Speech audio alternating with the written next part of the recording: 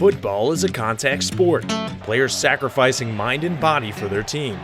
You wouldn't know it by looking at him, but heading into what should be his junior season, David Raffin has taken more hits than even the most veteran player, without ever playing a snap at Schumann Stadium.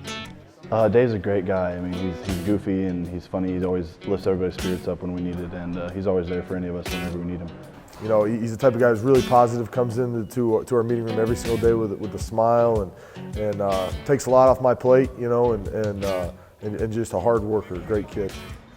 You know, I think what Dave can honestly say to himself is everything that he's been through, and that, you know, with his family and then here, is that he can help anybody through any situation.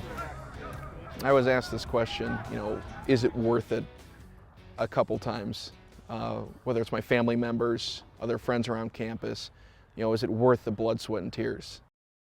Getting ready to make the jump to college football as a preferred walk-on, Raffin was hit hard before he even strapped on pads as a Ball State Cardinal, blindsided returning home from a family vacation. We had just pulled into the driveway and the cops were pretty much there to meet us. And, you know, I'll never forget that moment, walking in into the house and having the cops talk to us and tell us, and like, you know, we're sorry to inform you, but your son Raymond has passed away earlier this afternoon. Overdosed on heroin. Unfortunately, in our town, that's a huge problem. When you lose something like that, when you lose a brother or family member, it doesn't hit you right away. It's a real shock.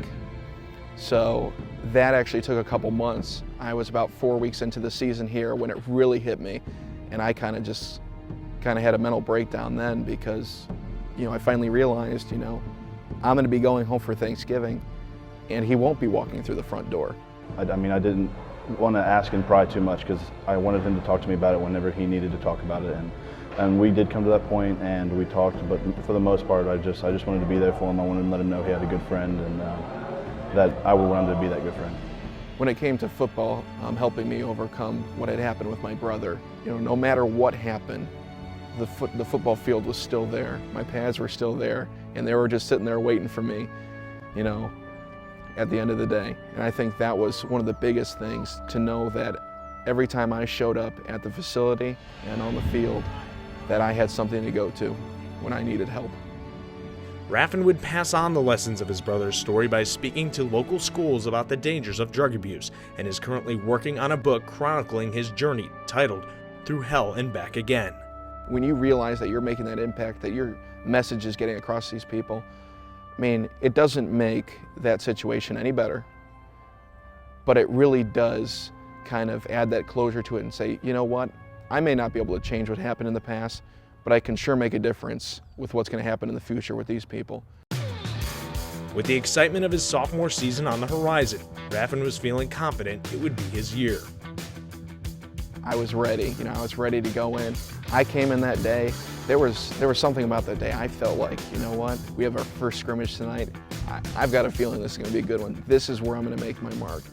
I go in for last couple plays and get hit to the side by a guy getting tackled, and you know, the rest is history there.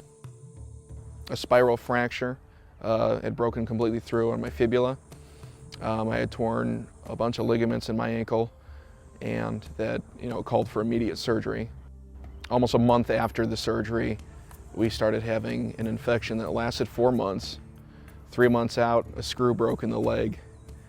And about 7 months out of the surgery, come to find out I have a very serious tarsal tunnel problem.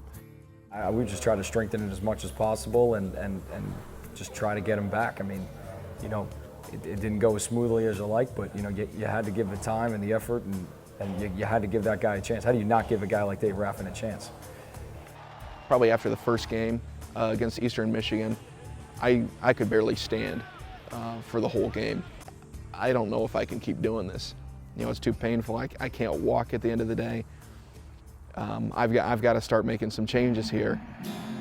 Having lost the dream of playing in a game, Raffin didn't want to lose the sport which had become a crucial part of his life. I told him immediately that I wish I could have him around every minute of the day. We will find a spot for you. That's the first thing I said to him, because if we lose David Raffin out of this program, shame on us. It is kind of weird. We give him a hard time and call him Coach Raffin just because he doesn't really like it because he still thinks of himself as one of us. But we like to give him that hard time, and he definitely helps a lot. It's cool to see a player out there that's been part of it and has actually played that can kind of help give that perspective on things when we need it. He's a part of this position. You know, he's been a part of this position since he's been here. That's a special feeling when you're in that room, when you're an offensive lineman. And he didn't want to lose that feeling. It was really important to him that he continue being one of the guys. I thought to myself, you know, is it worth it? And then I think of all the friends that I have, the players, the teammates, all the relationships that have really come out of this. And there isn't a place I'd rather be. Every part of this, the injury, it was so worth it. It really was. Through every turn, over every hurdle, Raffin has used football to help him persevere. And in a sport which requires violence and aggression, David Raffin has found peace. For Ball State Sports Link, I'm Chris Rankel.